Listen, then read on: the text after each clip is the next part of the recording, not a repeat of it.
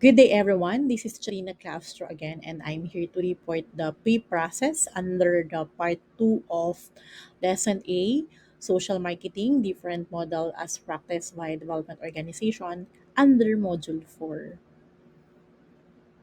So, to begin, the pre-process was developed in 1982. It is very highly regarded tool when it comes to designing effective health communication program. So it has been also widely used by communication professionals worldwide for over 30 years. And in this report, we use primarily the John Hopkins University reference as they have the updated version and they utilize uh, the P-process communication model. So the new P-process adapts to, what makes it differ? It adapts to changing strategies from technology to trends, and they also incorporate different insights from diverse fields like design theory, behavioral economics, psychology, and even anthropology. And just like any communication plan, the P process is, of course, a step by step plan that will guide us to implement or to design, implement, and evaluate innovative and creative behavior change programs.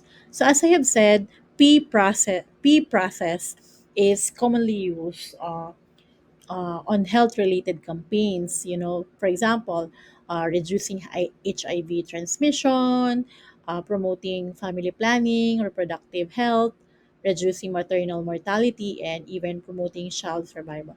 So what I have mentioned, so these campaigns that I have mentioned are like really priority campaigns of the John Hopkins University.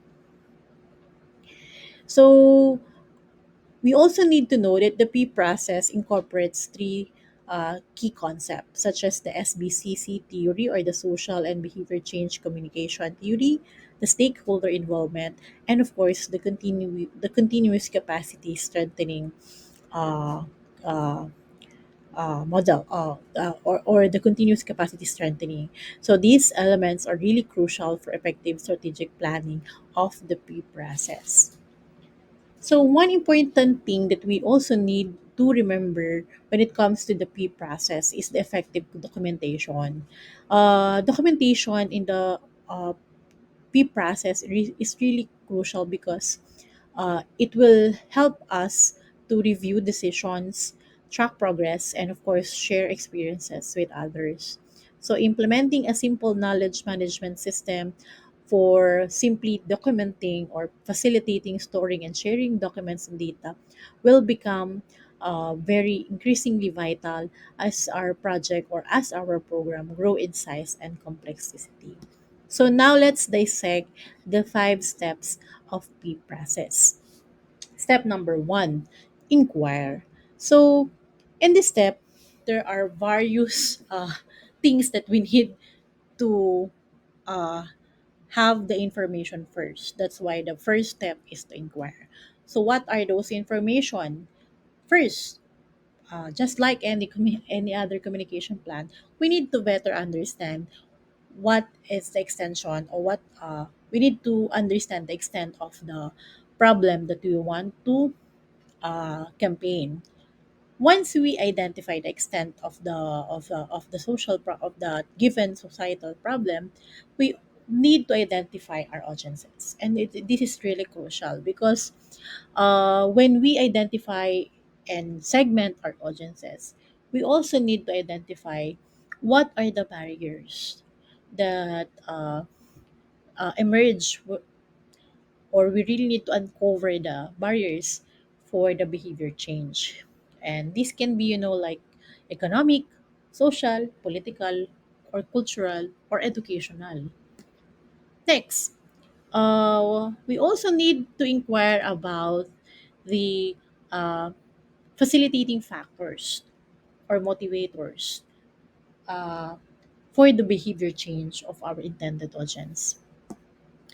And once you all have that, basically inquire the step number 1 is really more about on knowing about our intended audiences.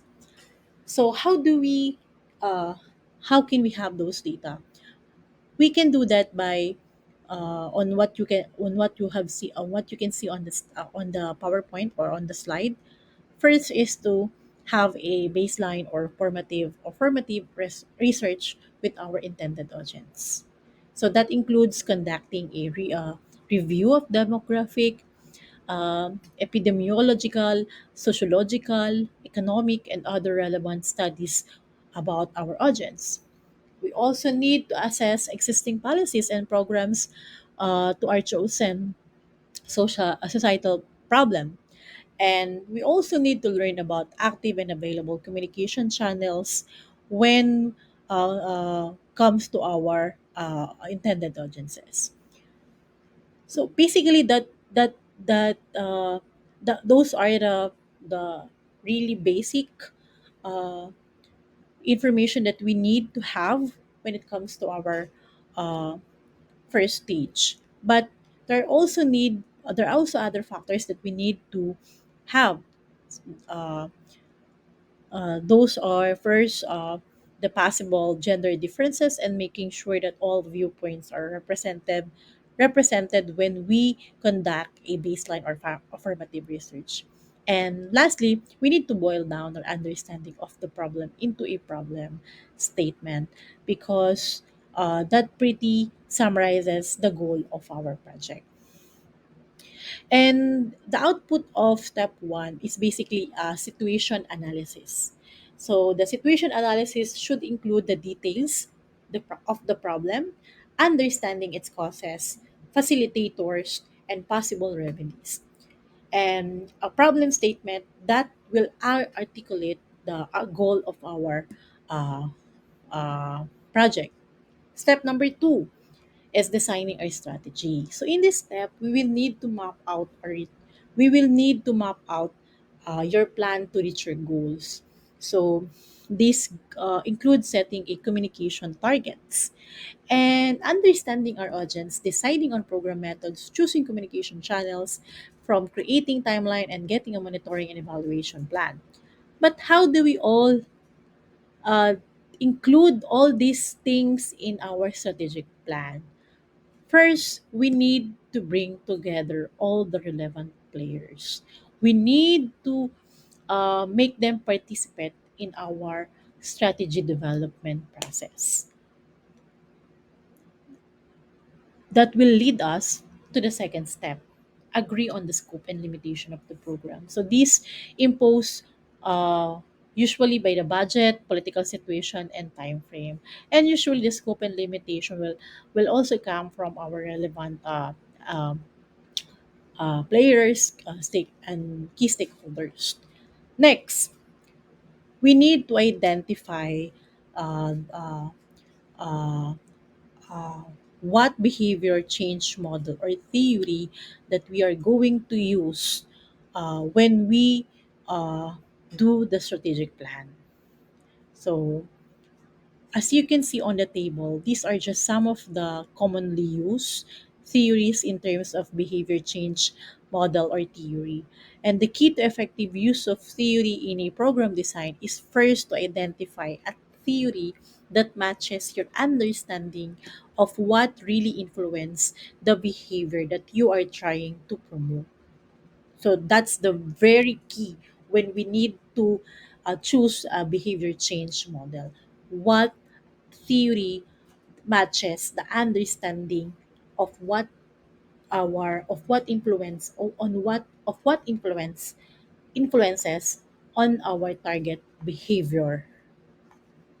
Then once we have that, we can use the theory to guide our program design, basically our strategic plan, from different aspect. Actually, we can also incorporate various behavior change model depending on the aspect of our program. Next, we need to decide, of course, given the budget, time, and other constraint, we need to identify the primary and secondary audiences uh, of our strategic plan. So the output of step number two is basically as you can see on screen, is a strategic plan, no, uh, that all partners can use to map out our activities and refer to this strategic plan for strategic direction.